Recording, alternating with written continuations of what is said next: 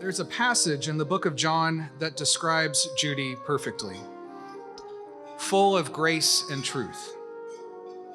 Grace and truth, no matter how thorny and complicated the issue, how fraught the battle, Judy, through her works, is a blessing to those who need a champion for what is right. She spreads light in the darkest corners of the law and gives generously of her hard-earned knowledge. Next to grace and truth, I would add excellence and its close cousin, expertise. Through countless hours of work, Judy has become the expert on subrogation in our state and across our country. She has mastered this most complicated area of the law brilliantly, guiding us all through the maze, showing us how to protect our clients from insurance greed. She sets the highest standard of care as a trial lawyer and is an example to us all. There was a group called Healthcare Recoveries, Inc. Judy's nodding her head, she remembers this. HRI for short. They were a very aggressive subrogation group. They represented a lot of the hospitals and clinics and healthcare providers, and they wanted every dime, and they wanted no arguments about common fund or about any other equitable argument that might be out there. And if there was any resistance, they sued. And they not only sued the client, they sued the lawyer. And they asked for attorney's fees. And they threatened grievances against the lawyer. They picked on the wrong lawyer. Judy took them to task in her considered, methodical, scholarly way, and she got an order that not only denied them their full recovery and applied the equitable doctrines to subrogation, but awarded her attorney's fees. For years, I kept a copy of Judge Phillips' order on my desk, and I hope that Judy has it framed on her wall somewhere, because it took not only the scholarly, intellectual, thoughtful skills that Judy brings to every task, but it took courage. Chapter 140 of the Civil Practice and Remedies Code was a life changer for our practice. Until then, we had the arguments, but then we had the Fortis Benefits versus Cantu case out there that sort of undercut all of that. But getting that piece of legislation through was probably the greatest accomplishment we've had in this era. It warms my heart to know that Judy has cost the insurance industry millions of dollars.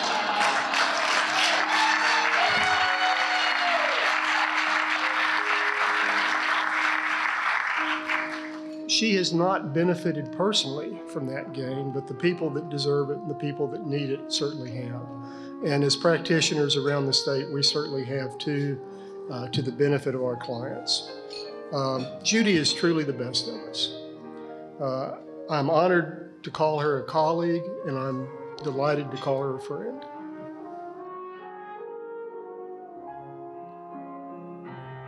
I was president of the speech club in high school, and I set my heart on coming here to Austin to go to UT. Tuition and fees in 1973 were only about $200 a semester. And room and board on the on-campus co-op, $83 a month. And I couldn't afford that. I didn't have the money. So, with the help of wonderful high school counselors who watched over me, I applied for private merit-based scholarships. My first scholarship interview was after school in the Lake Highlands High School Teachers Lounge. 6 businessmen from the Exchange Club wearing 3-piece pinstripe suits told me point blank their scholarship wasn't enough to do me any good. So I should just give up on going to UT and live at home for the first 2 years and go to the local community college. Not that there's anything wrong with that. But I fled to the speech club classroom and cried and prayed and asked God if these successful businessmen with the scholarship money were right and knew better than me.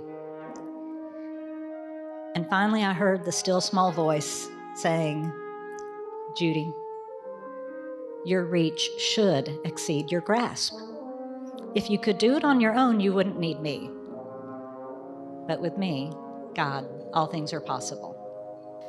I learned another important life lesson in high school, besides not giving up but depending on God. I grew up Lutheran. Martin Luther, with his emphasis on salvation by grace, not works, wanted to remove James 2:14 from the Bible. What good is it, my brothers and sisters, if someone claims to have faith but has no deeds? Can faith save them? But an event late one night taught me the value not only of James 2:14, but of Proverbs 3:27. Do not withhold good from those to whom it is due when it is in your power to act. My favorite college professor was Tom Philpott, and maybe I had a schoolgirl crush on him.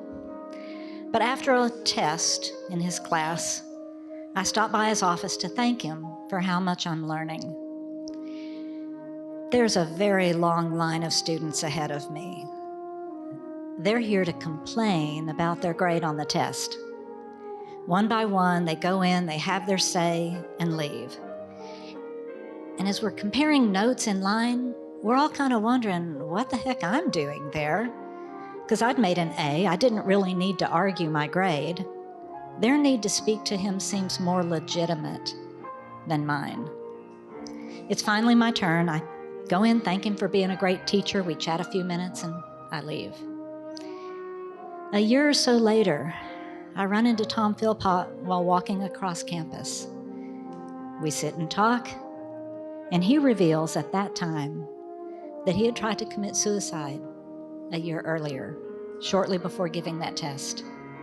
And he was still depressed the day we all lined up to talk to him, and how meaningful it had been when I simply shared my appreciation for his teaching. Again, I was reminded, do not withhold good from those to whom it is due when it is in your power to act. It's humbling to hear the kind and generous words from my mentors, Guy Choate, Roger Barron, Todd Clement, Alice London, Henry Moore. They have led lives that inspire me.